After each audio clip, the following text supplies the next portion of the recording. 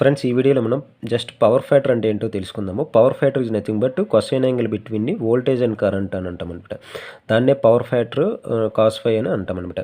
జనరల్గా మనకి సింపుల్గా చెప్పాలంటే power factor is nothing but expression of energy efficiency అనమాట. అంటే మనము how much efficiency electrical power is used in an AC circuit. అంటే మనం గవర్నమెంట్ నుంచి ఎంత పవర్ అయితే మనం తీసుకుంటున్నామో ఆ పవర్ని మనము ఫుల్ ఫ్లెడ్జ్డ్గా అంటే 100% ఎఫిషియన్సీతో యూజ్ చేస్తున్నామో లేదో తెలియజేసేది పవర్ ఫ్యాక్టర్ అని అంటామన్నమాట. దాన్నే మనము ఫార్ములా వేసి చెప్పాలంటే the reactive ratio of the reactive power to the apparent power.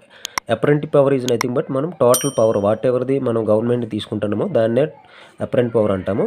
Real power is nothing but మనం ఎంతైతే యూజ్ చేస్తామో మన డొమెస్టిక్ అప్లికేషన్ అవ్వచ్చు, ఏదో ఇండస్ట్రీ అవ్వచ్చు, దాన్ని రియల్ పవర్ అంటాము. ఈ రెండింటికి మధ్యలో కొంత లాస్ అనేటువంటి జరుగుతుంది. దాన్నే మనము రియాక్టివ్ పవర్ అని అంటాము. జనరల్గా ఈ లాస్ జరగడం కారణం ఏంటంటే మనము జనరల్గా ఎక్కువగా యూజ్ చేసిన ఎక్విప్మెంట్ ఏంటంటే ఇండక్టివ్ లోడ్స్ అనమాట. ఇండక్టివ్ లోడ్స్ ఏంటంటే మనం యూజ్ చేసే మోస్ట్ ఆఫ్ ది ఎక్విప్మెంట్లో మనకి వైండింగ్ అనేటువంటి ఉండటం జరుగుతుంది అనమాట. Winding is nothing but coil is nothing but inductor అనమాట. And that means that induction effect వల్ల మనకి సమ్ లాస్ అనేటువంటిది ఏర్పడడం జరుగుతుంది అనమాట. ఈ లాసెస్ని మనము రికవరీ చేయడానికి కెపాసిటర్ అనేటువంటివి కనెక్ట్ చేయడం జరుగుతుంది.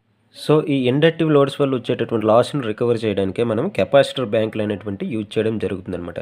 సో దీన్నే పవర్ ఫ్యాక్టర్ ఇంప్రూవ్మెంట్లో వన్ ఆఫ్ ది టెక్నిక్ కింద కెపాసిటర్ బ్యాంక్స్ని యూజ్ చేస్తాం. Most of the domestic use చేయడం కానీ స్మాల్ ఇండస్ట్రీ అవ్వచ్చు, పెద్ద ఇండస్ట్రీ అవ్వచ్చు, ఏ ఇండస్ట్రీలో అయినా సరే కెపాసిటర్ బ్యాంకులు అనేవి యూజ్ చేయడం జరుగుతుంది. అందువల్ల మనకి గవర్నమెంట్ సప్లై చేసేటువంటి బిల్లులోని మోస్ట్ ఆఫ్ ది ఇండస్ట్రీస్లో పవర్ ఫ్యాక్టర్ కరెక్ట్గా మెయింటైన్ చేయకపోతే వాళ్ళకి గవర్నమెంట్ అనేటువంటిది ఫైన్ వేయడం అనేటువంటిది జరుగుతుంది. బికాజ్ ఈ ఇండక్టివ్ లోడ్స్ వల్ల కెపాసిటర్ బ్యాంక్స్ మెయింటైన్ చేయకపోతే వాళ్ళకి పవర్ ఫ్యాక్టర్ అనేది డ్రాప్ అవ్వడం జరుగుతుంది. అది వాళ్ళకి ఎవ్రీ మంత్ వచ్చేటటువంటి బిల్లులో అది వాళ్ళకి రిఫ్లెక్ట్ చేయడం జరుగుతుంది.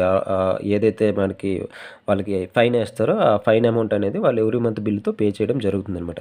సో అందువల్ల పవర్ ఫ్యాక్టర్ అనేది మస్ట్ అండ్ షుడ్ బీగా యూనిటీగా మెయింటైన్ చేయాలన్నమాట ఆల్వేస్.